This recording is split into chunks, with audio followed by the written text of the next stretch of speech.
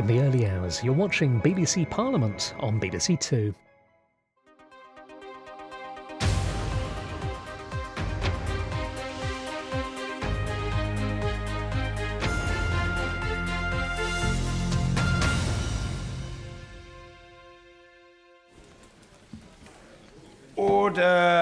Order. Questions to the Secretary of State for Justice, Mr. Dominic Raab.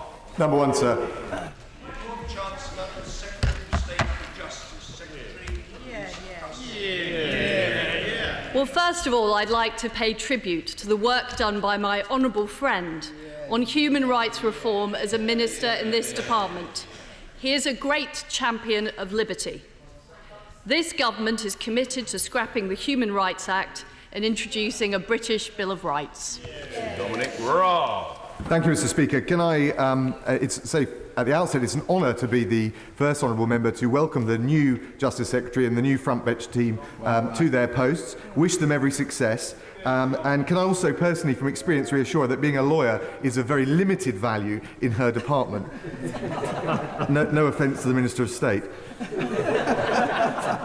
Mr. Speaker, Britain's decision to leave the EU will remove the jurisdiction of the Luxembourg Court, probably the biggest obstacle to delivering a Bill of Rights. Can I welcome her statement on the intention to continue with this reform? Can I encourage the government to proceed to consultation as soon as possible?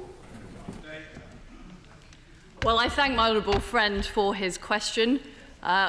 This is an important reform. We need to get it right, but we will be introducing proposals in due course. We will deliver on this manifesto commitment.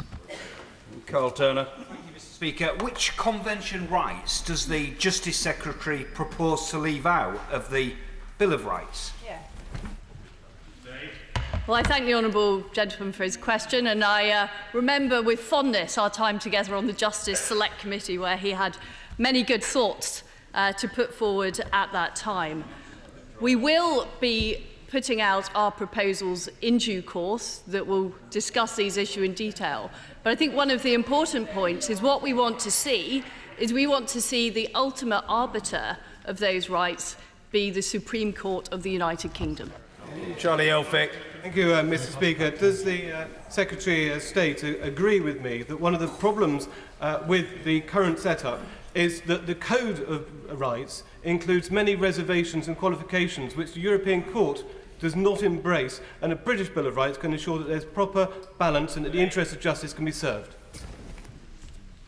Well, my honourable friend makes a very good point, and that is absolutely the reason that we want to pursue a British Bill of Rights that will put that in place. Mr. Alistair Carmichael. If we are to have the Supreme Court as the ultimate arbiter, does that mean that this Lord Chancellor wants to withdraw from the European Convention? The Prime Minister has been very clear that leaving the ECHR is not something that we are going to pursue. Julian Brazier. Could I too welcome my right honourable friend to her post and her determination to proceed with a British Bill of Rights? Could I urge her to remember that the cornerstone of the rule of law in this country has always been the sovereignty of Parliament? And could I urge her not to listen to those who argue that somehow or other getting rid of an act which came 40 years after we signed up to the European Convention of Human Rights somehow or other undermines our position within the treaty? Well, my honourable friend is absolutely right. Human rights were not invented in 1998 with the Human Rights Act. We have a strong record as a country of human rights dating back to Magna Carta. And the British Bill of Rights is going to be the next step in enshrining those rights in our laws. Harry. Thank you, Mr. Speaker. May I welcome the Secretary of State to her new role and say, while of course it's not a prerequisite for her role to be a lawyer, she'll no doubt wish to listen carefully to any legal advice she receives in relation to any proposals to reform the law. Mr. Speaker, there's almost universal opposition to repeal of the Human Rights Act in Scotland. This is reflected in the Scottish Parliament and across Scottish civic society. On the 11th of August, I wrote to the UK Government seeking clarification of their plans for so-called reform of the Human Rights Act, following press reports. I've yet to receive a substantive response. At what stage in her plans will the Secretary of State seek to consult with the Scottish Government And can she confirm that she will listen to and respect the answer? Well, I thank the Honourable Lady for her question. I've already had a number of legal meetings on this issue, and I'm sure I will enjoy working with the legal profession in this role. The Prime Minister has already had a very good meeting with the First Minister of Scotland. I will be meeting the Scottish Justice Minister shortly to discuss a number of issues. Richard Bergen. Thank you, Mr. Speaker. And I'd like... Order, I do apologise. I hadn't realised that the Honourable and Learned Lady wanted a second bite of herself. I was rather hoping to have a second bite of Her Majesty's government, Mr. Speaker. I thank the Secretary of State for her earlier response. If she's been having legal meetings about the Human Rights Act, she will have been advised that human rights are not a reserved matter, and therefore the Scottish Parliament must be consulted regarding any legislation with regard to human rights. During the independence referendum, Scotland was told it was an equal partner in this union. Does she appreciate that to proceed with repeal of the Human Rights Act across the UK would fly in the face of that promise and exacerbate the democratic deficit that already exists in Scotland, where a Tory government we didn't vote for is planning to take us out of the European Union against our will? I thank the Honourable Lady to her question. I would point out that this was in the Conservative Party manifesto, and we secured a majority at the general election. And as I've said, I'll be in touch with the Scottish Justice Minister. I look forward to talking to him on this subject. Richard Bergen. Thank you again, Mr. Speaker. I'd like to take this opportunity to welcome the Secretary of State to her new role. It's good to see a Leeds person at both dispatch boxes. And like me, the Secretary of State, I understand, comes from good left-wing Leeds stock. And I look forward to our exchanges. In her swearing-in ceremony, the Justice Secretary quoted with approval the late Lord Bingham. And on the Human Rights Act, Lord Bingham asked in 2009, which of these rights, I ask, would we wish to discard? And went on to say, there may be those who would like to live in a country where these rights are not protected, but I am not of their number. So to give the Secretary of State another chance, because she did fail to answer the question from my honourable friend, the member for Kingston upon Hull earlier, which of these rights does the Secretary of State wish to discard? Well, I also welcome the honourable gentleman to the dispatch box. It's great to have somebody who's also from Leeds face me, although I learnt the error of my ways after growing up in a left-wing household in that great city. Shocking. Well, all I can say is I believe that everyone is capable of reform. Even those, Mr. Speaker, on the benches opposite. And I have not given up hope yet on the Shadow Secretary of State for Justice. The whole purpose of the Bill of Rights, is to enhance human rights in this country. We have led in human rights since Magna Carta, the Bill of Rights that was published in Wales in 1689, and we will continue to lead the world in human rights. Bergen.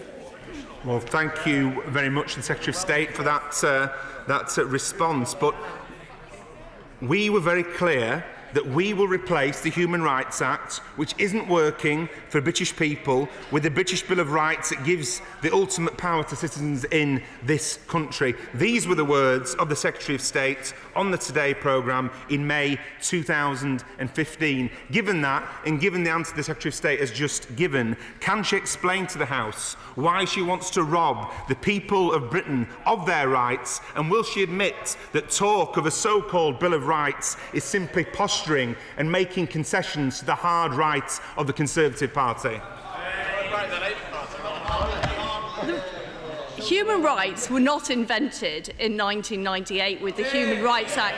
There are major issues with the Human Rights Act. We need to move forward. We need to have a British Bill of Rights that enshrines our ancient liberties. We do now need to make progress, as there are a lot of questions, and progress thus far has been slow, so we can be speeded up by Mr. John Mann. Mr. Speaker. Hate crime is abhorrent and has no place in society. The government published its plan to tackle hate crime, Action Against Hate, in July 2016. This government believes that the enforcement of criminal legislation has an important role in tackling online hate. We also need deterrence and prevention, which requires a broader response from counter-narrative activity through to effective management from the internet industry. Man. Last time I asked the Secretary of State a question in here, she invited me to join her on a delegation to China. May I reciprocate and invite the front bench to come to Bassetlaw Day today in the Jubilee Room, hosted by myself and the member for Newark. True Vision, the internet reporting organisation based in her offices, is the pride and joy of her department and is the envy of every other government in the world. Is she going to allow it to disappear into some other government department, or is she going to keep it in her department? I thank the honourable gentleman for his characteristically delivered question. The Secretary of State, I gather, has recently wrote to him on this matter. The cross-government hate crime programme is highly regarded by this government and internationally. I am committed to ensuring that this important work continues. Mrs Maria Miller. Speaker, and I'd like to welcome my honourable friend to his post. The government was right to make posting revenge porn online a crime. The figures released today show that there have been 200 prosecutions. Yet there have been more than 1,000 reported cases of revenge pornography reported to the police. Does the Minister agree with me that, as with other sex-related crimes, perhaps anonymity for victims needs to be carefully considered in the cases of revenge pornography? I thank my right honourable friend for her question and indeed for the work that she and her select committee do in this area. Revenge porn is a terrible abuse of trust, which can leave victims feeling humiliated and degraded. By making it a specific offence carrying a maximum sentence of 2 years behind bars, we have sent a clear message this crime will not be tolerated. As regards anonymity, I'm interested in what she's saying, and if she would like to write to me on that issue, I will consider it. Nandi. Can I welcome the Minister to his post and ask him whether he's seen the comments from the Director of Public Prosecutions this morning that social media is one of the driving forces behind the record high in recorded crimes, violent crimes against women and girls. I welcome what he said about needing a broader response to these issues. So can he tell me what he plans to do to safeguard the many specialist services that exist to support women who are suffering online harassment and abuse, many of which are suffering from funding cuts at the present time? As I've already stated, this crime is deplorable. I suspect this crime has always happened and that social media has facilitated it, and that we are now detecting a greater level of crime of this kind. I'm determined to maintain services that support women and indeed men who are subjected to this crime, and will continue to keep a close eye on that. Mrs Teresa Villiers. What action is the government taking to combat online anti-Semitic hate crime emanating from extremist groups on campus? Online anti-Semitic crime, like revenge porn, these are all appalling crimes made more easily committed by the internet and the use of anonymity. Specifically with regards to anti-Semitism, thanks mainly to the fantastic work for the member for Bassetlaw and his all-party group, the government has made some significant advances in this area, and I will consider her comments with regards to anti-Semitic crime, particularly on campus. Bridget Phillipson. Number 3, Mr. Speaker. In the last year, assaults have risen by 31%, and those on staff in our prisons have risen by 40%. This is totally unacceptable, and I'm determined to tackle it. Reforming prisons will only be possible if they are made safer places for staff and offenders alike. The Secretary of State makes clear, prison safety continues to deteriorate and is a major problem, putting both prisoners and staff at risk. But a major issue that must be tackled is the retention of staff. Can she set out exactly what she will be doing to make this a priority and how she will succeed where her predecessors have failed? Well, I absolutely agree with the Honourable Lady that retention of staff is a very important issue. I've been to a number of prisons and seen how brave, how fearless and how hard-working our prison officers are. They are vital in being able to turn around offenders, to get them the education they need, the skills they need to succeed outside, and I'm determined to support them and work with them. And over the coming months, I will be laying out more detailed plans. Bob Neal. May I very warmly welcome the Secretary of State and her team to their posts. Lawyers do sometimes have their uses, and so do non-lawyers as well. Her predecessor made prison reform a centrepiece of the agenda. He rightly described the deterioration in safety in prisons as terrible. The figures have now got worse. He committed to an action plan to tackle violence in our prisons. Will she reaffirm that? Can she tell us what specific steps will be taken to deal with what is a ticking time bomb that we have now in our criminal justice system? Because nothing else works if that's not right. Well, can I first say how pleased I've been to be able to meet the chairman of the Select Committee. I take the advice of all lawyers, but particularly the chairman of the Select Committee, extremely seriously. This is a critical issue that faces our prisons. We cannot have reform in our prisons if we do not have safe prisons for people to work in. Those two things go hand in hand. And I am committed to an agenda of making our prisons safe and places of reform. I will be laying out my plans very shortly on this issue, and I look forward to discussing it more with the Select Committee tomorrow. Jenny Chapman. Thank you, Mr. Speaker. Will the Secretary of State look again at statements that were made by her department recently around numbers of prison officers? Her department claims that the number has increased. It hasn't. And will she look again? Because I believe that she hasn't taken into account staff being regraded or the number of hours that they actually work when she examines the number of officers in the system. Well, I thank the Honourable Lady for her question. I'll, of course, look at those numbers in detail. In fact, I am looking at them at the moment. What I would say, as well as the number of staff, it's really important how staff are deployed and how staff are trained and the powers that governors have to be able to get the best out of the staff working in prison. So I'm looking at all of those aspects, but I agree, staff are absolutely crucial to make our prisons work well. James Berry. Thank you, Mr. Speaker. One of the causes of lack of safety in prisons has been novel psychoactive substances. Would the Secretary of State agree with me that the ban on possession of those substances in prisons should really improve the safety of other prisoners and prison officers if that ban is properly enforced? Well, my honourable friend is absolutely right that they have MPS have been a major issue in our prisons. I was very pleased when I visited HMP Norwich last week to see that they are using the new legislation to be able to tackle that issue in the prison, to be able to search and catch people out, and they've succeeded in reducing the amount of uses of that drug already. So I would like to see that type of programme happening more across our prison estate.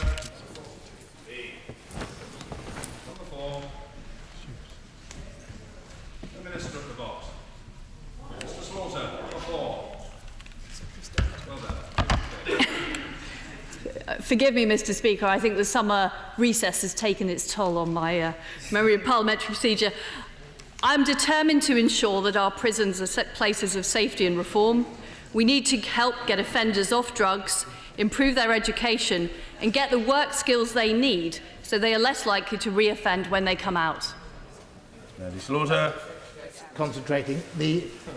Could you just answer this question? Does she see a connection between the long-term decline in prison officer numbers, went down 30% between 2010 and 2013, they're going down again, and this massive increase on assaults on staff, up 90% over the last month?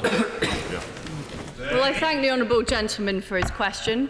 There are many factors driving prison violence and self-harm.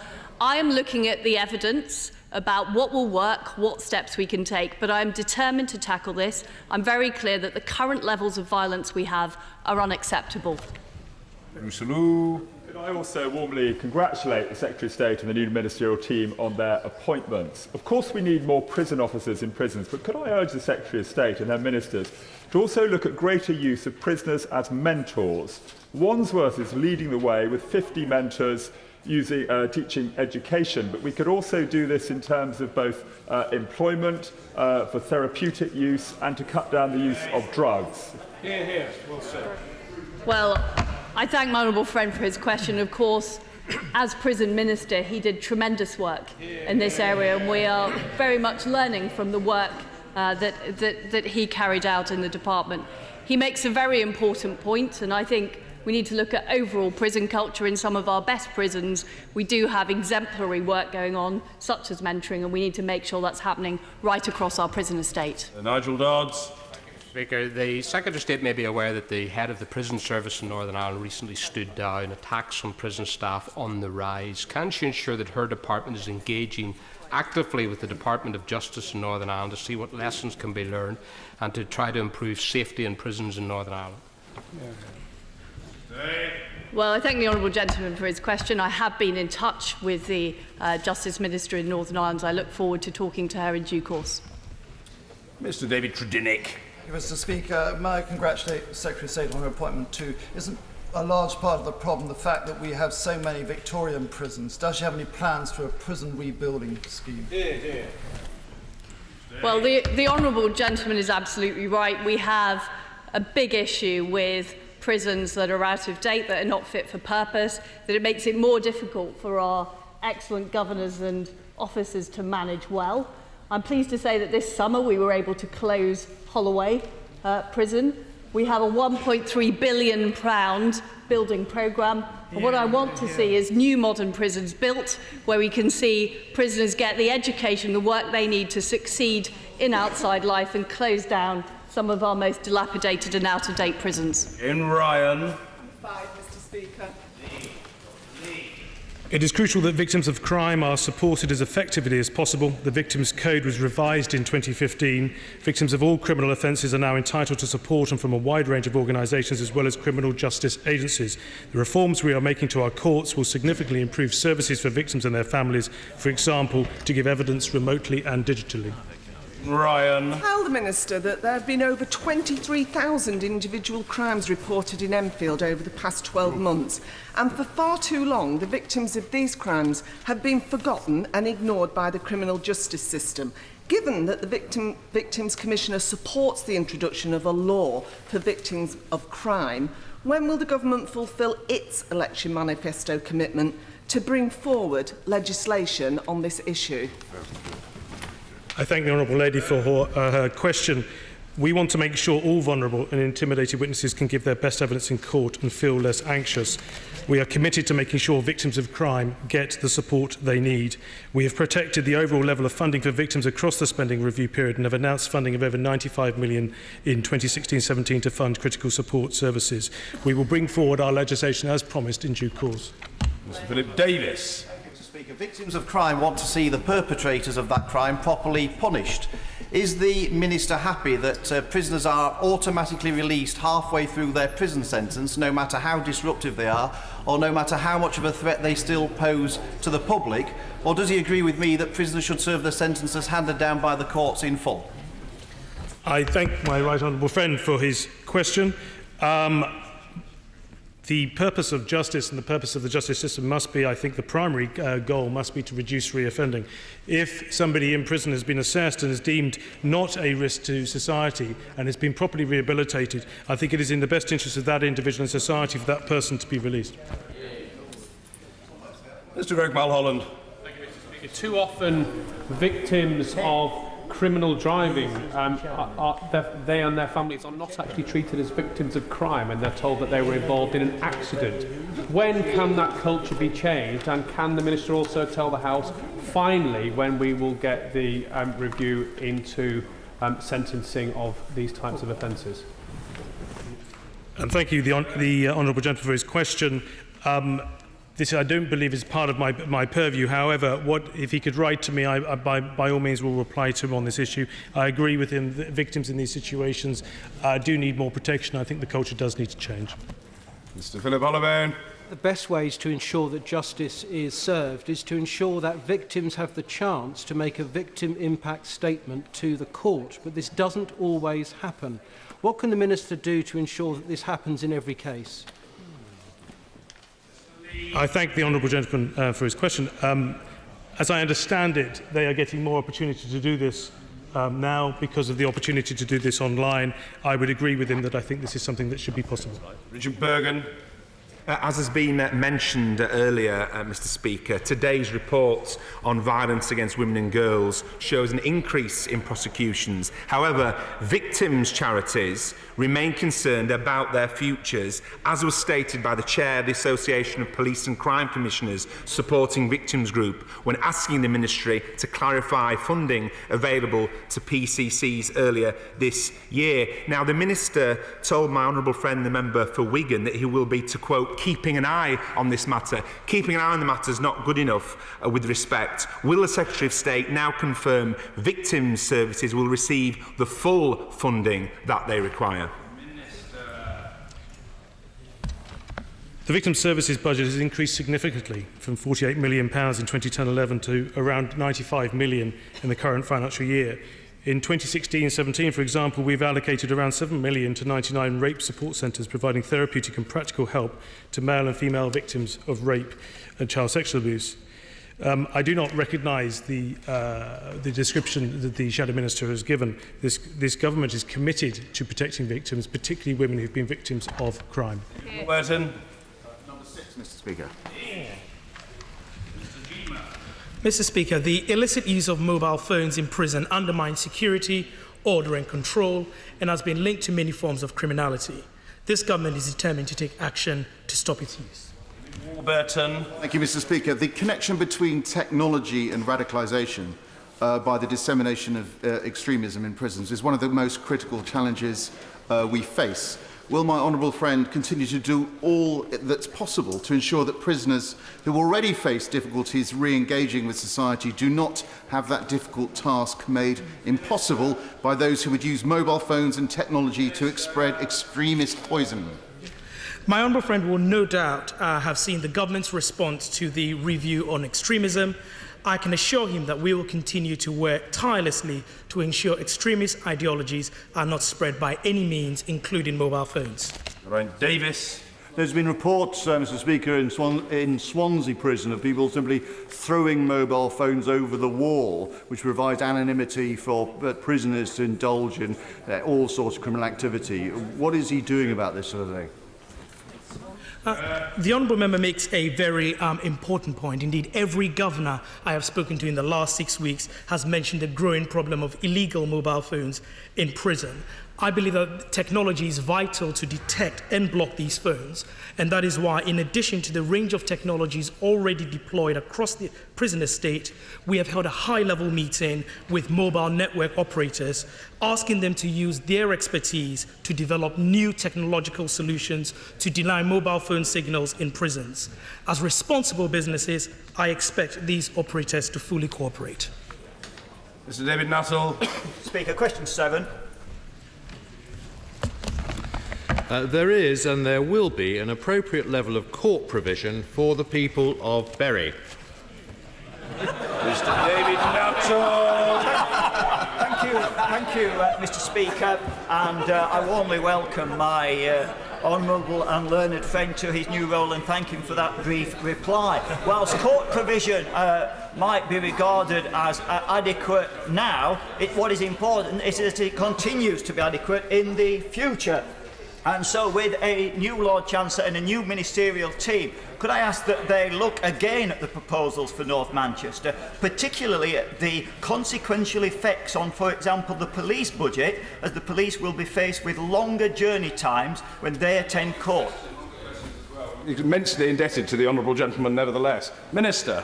Well, can I start by paying tribute to the work that my honourable friend has done and for the proposals that he's put forward about his local courts situation.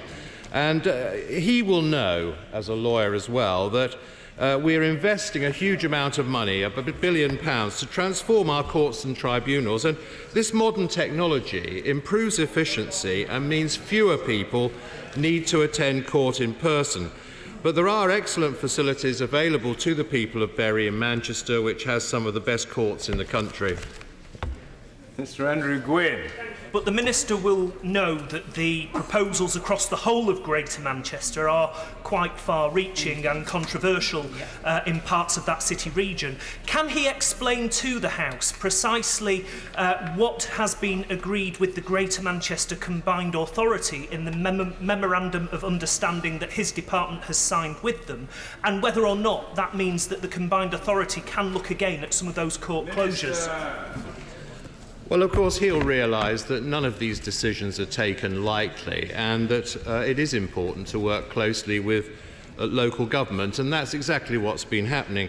But just to give him an impression of the tremendous improvement that this court modernisation programme is making, it's been going now for 4 months, and 6 million pieces of paper have been avoided as a result. I mean, that's a pile of paper, yes, using digital case files. 6 million pieces of paper avoided, and that means a pile as high as the Shard, the largest building in London.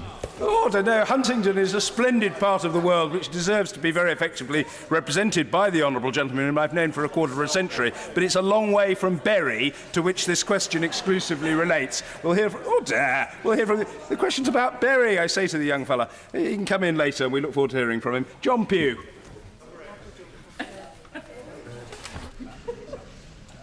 This information is published by the legal professions. For example, 13% of QCs are women, and 6% of QCs declare themselves as coming from a BAME background. John Pugh. Thank you, Mr. Vance. Available data, though, does show very limited progress, particularly with 13% QCs only being women and only a third of the people practicing the bar being women. What can the government do to improve this and rattle up the profession a bit?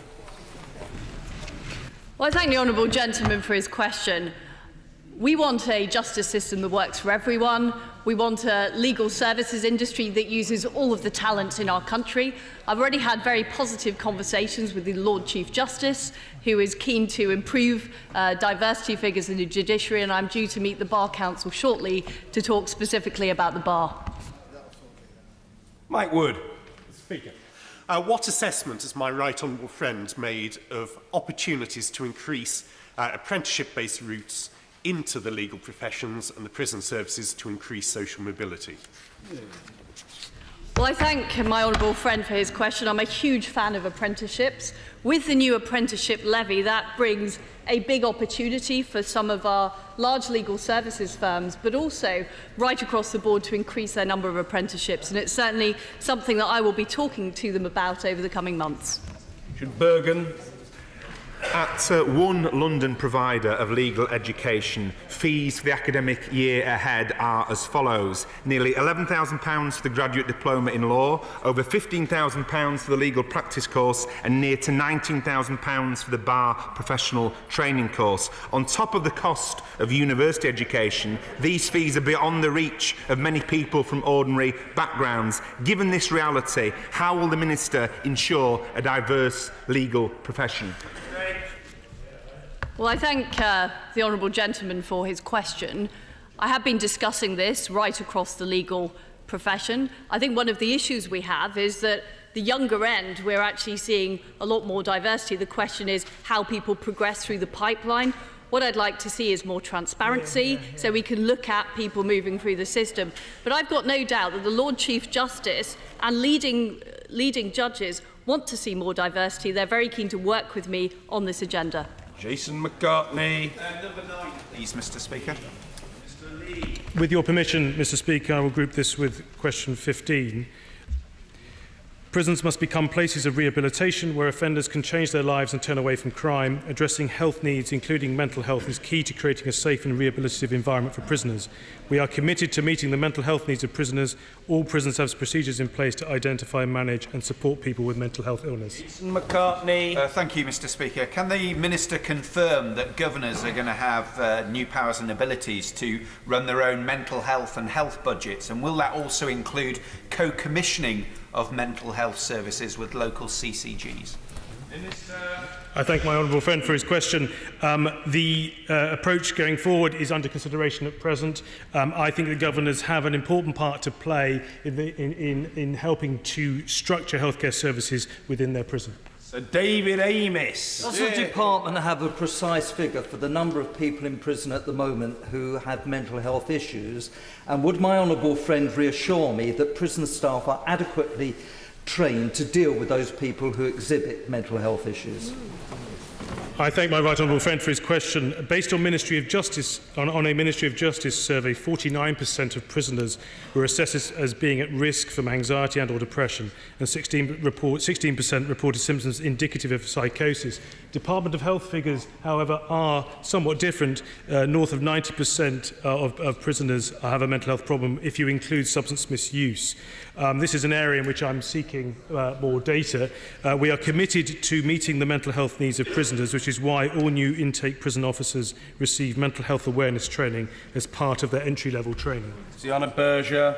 Thank you, Mr. Speaker. Mr. Speaker, 100 people have taken their lives in our prison in the past year. It's the highest level for over 25 years. And over 9,000 people have self-harmed in our prisons. That's an increase of over 25% in the past year alone. I think the government should be ashamed. I think it's a dereliction of their duty of care. And I want to know, having listened to the answer from this government, what they're actually going to do to look after the thousands of prisoners in our country who have serious mental health conditions and are not being looked after. I thank the Honourable Lady for her question.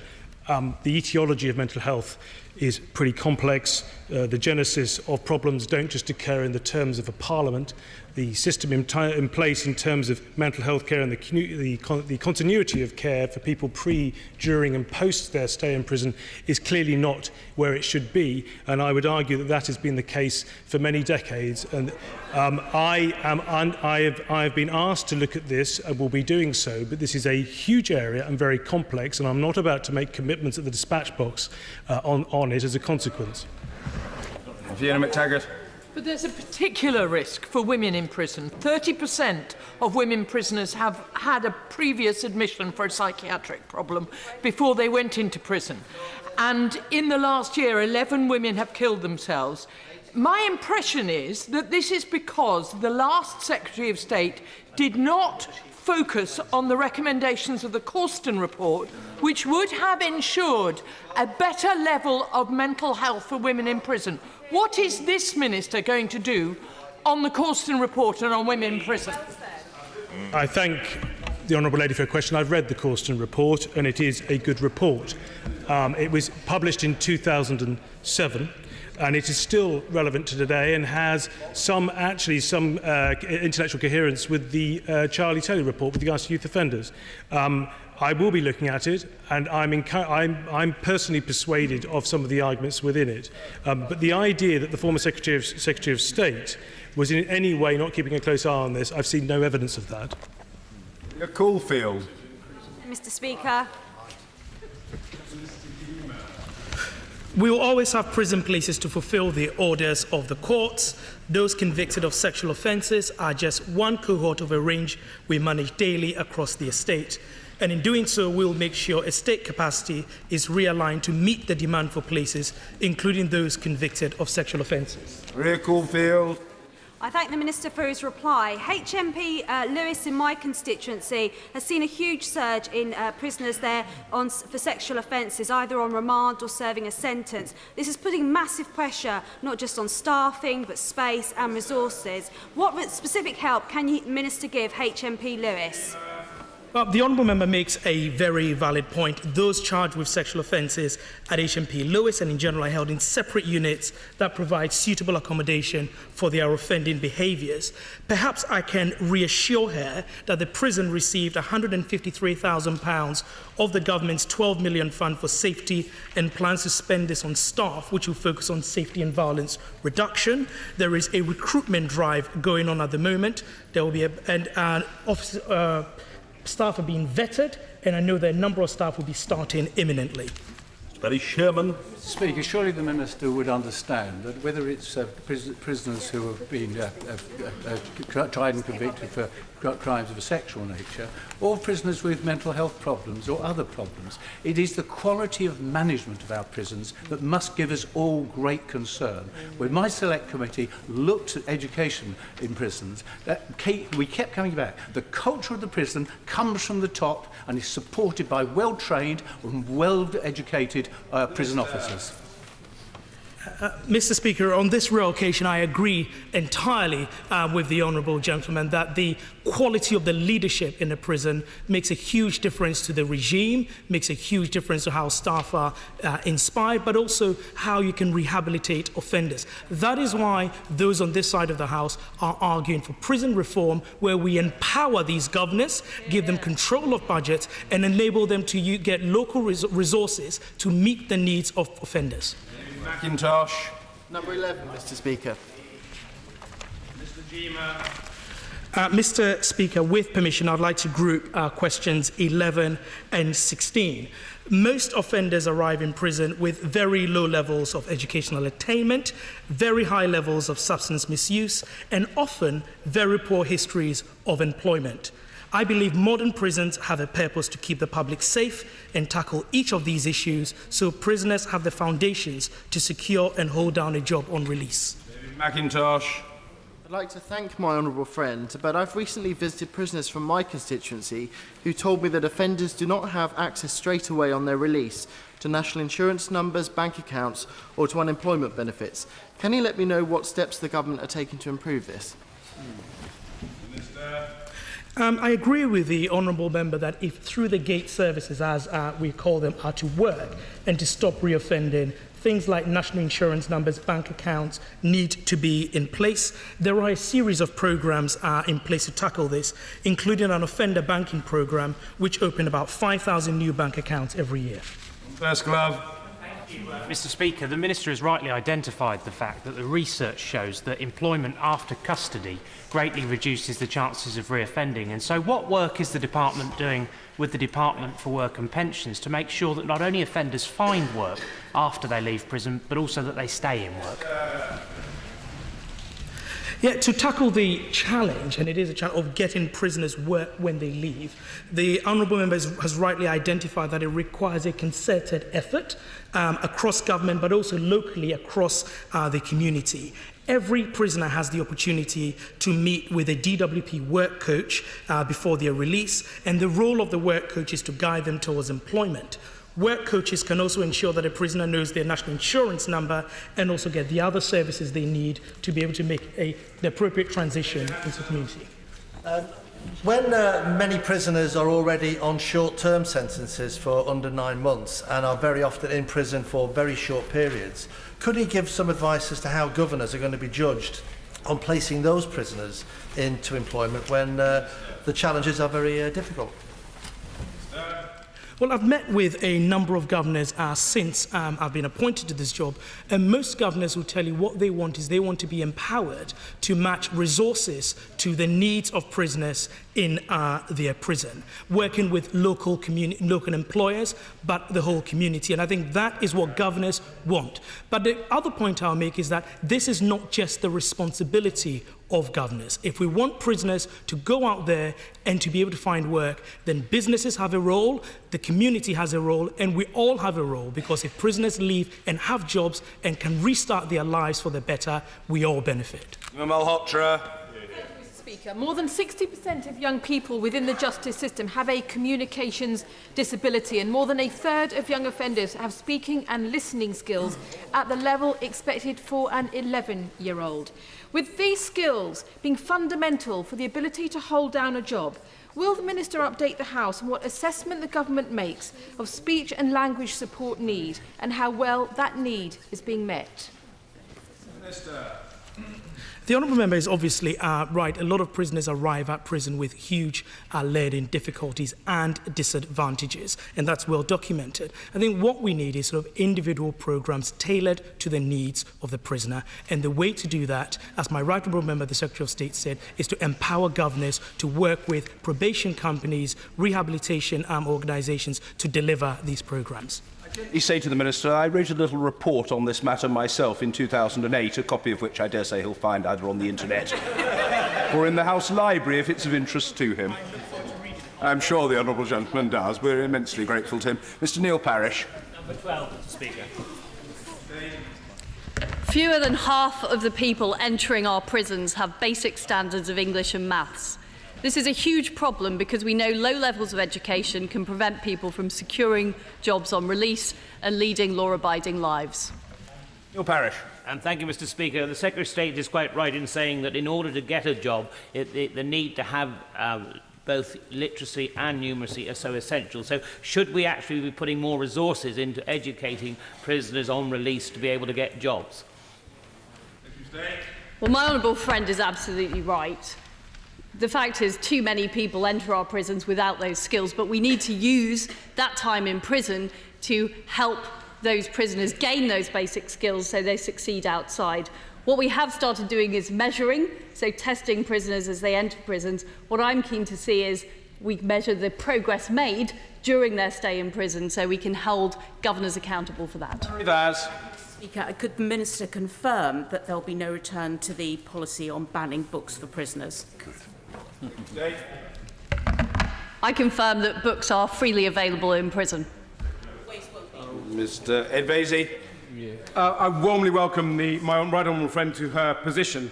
I was delighted to see the new Secretary of State for Culture talk about the importance of arts in prisons, and I hope that my right honourable friend will recognise how the arts can bring prisoners to literacy and teach them a huge range of skills, and I hope she will meet the National Criminal Justice Arts Alliance at the earliest opportunity to discuss what the arts can do, in particular in relation to literacy. Well, first of all, can I say what a fantastic job my honourable friend has done in championing the arts in every part of our country.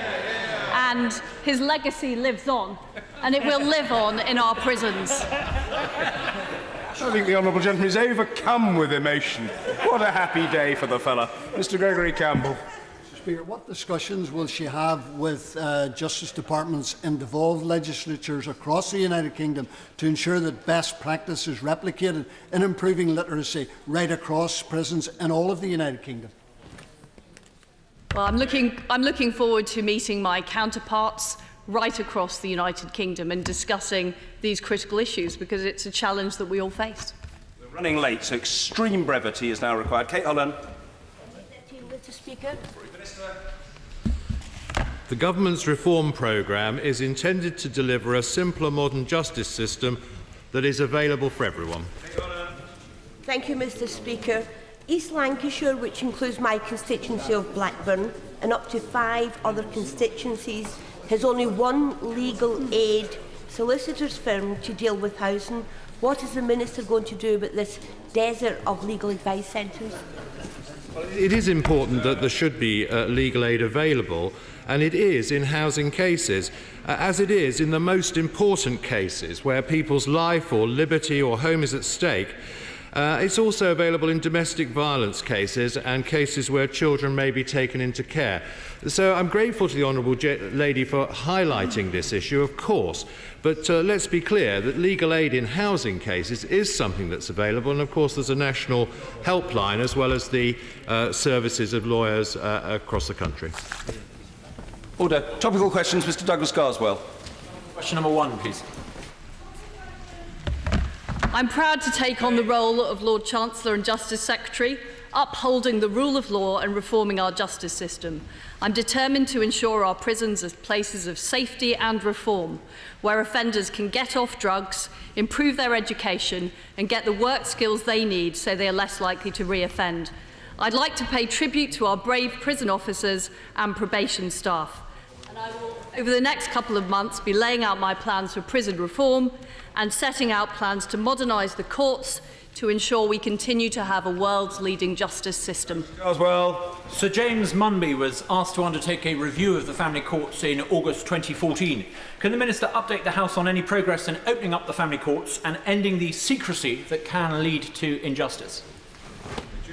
Well, I thank the honourable gentleman for his question. I'm due to meet James Munby next week to discuss this issue in more detail. There has been some progress in opening up the family courts, but of course there's a balance to be struck between highly sensitive issues and opening it up fully. So I will look at the issue in more detail. Mr. Speaker, will my right honourable friend commit to using all the powers at her disposal to protect British military personnel and veterans who have served our country bravely and with great honour from spurious and outrageous legal claims like those pursued by law firms such as public interest lawyers? Well, I'm delighted to tell my honourable friend that this summer the Legal Aid Agency pulled the plug on its contract with public interest lawyers. There will no longer be ambulance chasing our brave service personnel. Legal aid should support vulnerable people in our society. It should not be used to pursue spurious cases against our armed forces who do so much to serve our country. Joe Stevens. Thank you, Mr. Speaker. Can I join colleagues in welcoming the new Justice Secretary and her team to their new roles? The government has created the toxic conditions for the record levels of violence, drug fines and deaths across the prison system by reducing the number of prison officers by a third. Yet the former prison minister spent much of his time at the dispatch box this year telling me quite proudly about his department's successful recruitment drive. The Justice Secretary didn't seem to have the figures with her earlier when she answered a question from my friend, the member from Darlington, so I'll help her out. Can she explain why we have 421 fewer full-time equivalent frontline prison officers working in our public prisons than we did a year ago? I fully acknowledge that we do have issues with violence and safety in our prison. I think the levels are unacceptable. I'm determined to deal with this issue and I'll be laying out my plans very shortly. Since the government's probation privatisation, concerns have repeatedly been raised about the quality of pre-sentence reports for the courts as a result of arbitrary targets set. The Probation Inspectorate has described this month as a persistent problem, leading to inappropriate sentences being handed down. Vital safeguarding checks, such as domestic violence checks with police and child protection checks with children's services, are not taking place prior to sentencing. Will the Justice Secretary today commit to an urgent review so that the public, probation professionals and sentencers can have confidence that when convicted criminals are sentenced, those deciding them have all the necessary safeguarding evidence available? Well, our probation services do absolutely vital work, and the Minister responsible for prisons and probation is looking very closely at this issue. But I would point out that those now on shorter sentences get much more support thanks to our new probation contracts. Topical questions must be brief, whether from the backbench or the front. There's a lot to get through and not much time in which to do so. Derek Thomas. I would never excuse criminal behaviour, but some prisoners and former prisoners I have met have been denied opportunities in life that many of us take for granted. What is the department and other government departments doing to ensure that the life chances agenda extends to prisoners? I thank my honourable friend for that question. Prisons are places where some of the problems in society are magnified. As the Prime Minister said, if we are going to have a country that works for everyone, then prison reform is very much a part of that, including literacy, training, work in prisons and unemployment opportunities when people are released. Thank you, Mr. Speaker. The Secretary of State will know that Charlie Taylor was asked to carry out a review of the youth justice system last year. An interim report was published in February and we were promised the final report in July. We still don't have it. Can the Secretary of State tell us when we will have it and give us an explanation for the delay? Well, I thank the Honourable Lady for this question. This is an incredibly important issue. Both the Youth Justice Minister and I have met Charlie Taylor and we will be publishing our response this autumn. Pauline Latham. Speaker, does the Department intend to promote English law, the rule of law and our legal sector around the world, particularly to take advantage of the opportunities that may arise from Brexit? English law has had a huge impact spreading the rule of law around the world.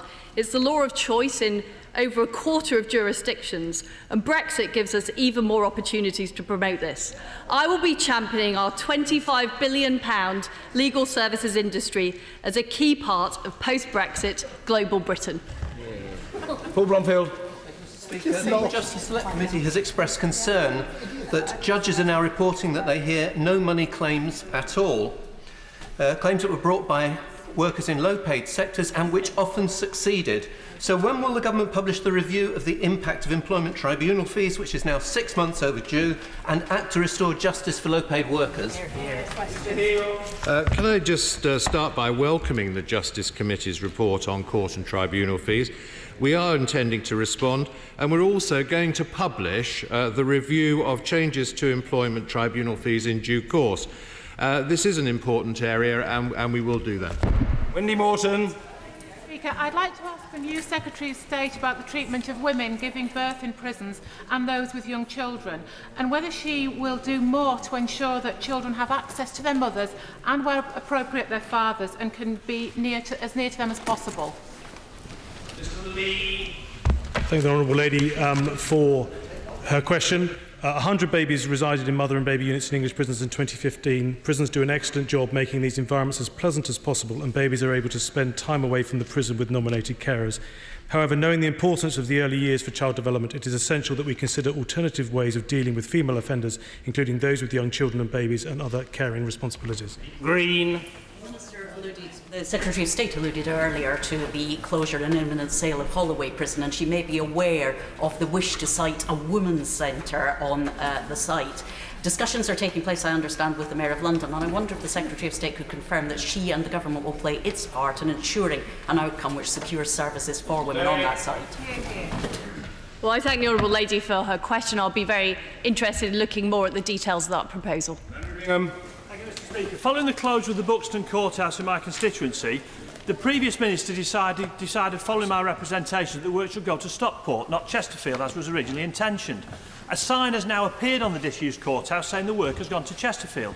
Will my honourable friend investigate this and ensure that the decision made by the minister is implemented, not the one originally intentioned by the officials in the original very flawed consultation, please?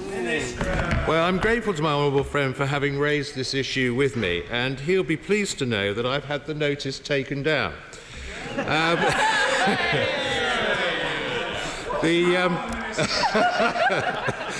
The response to the consultation stated that the work would go to Stockport and Chesterfield, and that's what's happening. On Cryer. Mr. Speaker, further to a previous question, I have many constituents who cannot get access to employment tribunals because the fees have proved prohibitive that were introduced in the last Parliament. Can the Minister promise the House today that he will make a statement to the House on the impact of those fees? Yeah. Well, as the honourable gentleman will have heard, we recognise that we need to produce our review, which we're going to publish, and also to respond to the Justice Committee's report. And of course, they're documents which will be available in the Vote Office, and that will happen in due course. It's something that we're committed to do. Thank you, Mr. Speaker. Effective court administration is very different from retaining inefficient and costly court buildings. The question is whether closures are going hand in hand with investment and better use of technology and efficiencies in surrounding courts. Mr. Speaker, not least in Bury. I wasn't psychic, but I realise what the honourable gentleman earlier was driving at, and I'm glad he was persistent. Persistence pays. Minister. My honourable friend is right that we need to have a programme of transformation that maintains the very high quality of our legal system. I mean, I don't think there are many people in this House who would disagree that it's one of the best in the world. But we do want it to be the most modern as well, and that's what we're doing. We're investing £1 billion. We've saved a shard load of paper, as I mentioned earlier, and we're going to do a lot more of this so that our courts are benefiting from the digital revolution that every other part of society is benefiting from already. Foxcroft. Thank you, Mr. Speaker. My constituent's 17-year-old son, Shaqwan, was murdered last year in Brockley. Will the Minister meet with me and Sharon, Shaqwan's mother, to discuss the repeated failings in our justice system that mean his killer is still walking the streets? I'd be very happy to meet the Honourable Lady and her constituents. I'm very sorry to hear about the case. Alberto Costa. Thank you, Mr. Speaker. Colin Pitchfork was convicted of raping and murdering 2 young girls in the 1980s. Will the Minister please assure me and the public of their safety, given that Mr. Pitchfork is being moved to an open prison? The honourable member will be aware that transferring prisoners from one prison to another is done based on a careful assessment of their risks. And in this particular case, I'm sure that would have taken place. But however, I'm happy to discuss it with him in detail if he wants to do so. Mr. Mr. Speaker. Does the Secretary of State accept that the Human Rights Act is an indispensable part of the Good Friday Agreement, and whatever the plans are for elsewhere, the Government is obligated to the retention of the Human Rights Act in Northern Ireland as a co-guarantor of the Good Friday Agreement? The UK has led the world in human rights from Magna Carta to habeas corpus, and the government is committed to bringing forward a British Bill of Rights to further build on these ancient protections. But the Prime Minister has already met Nicola Sturgeon to make sure that the UK works together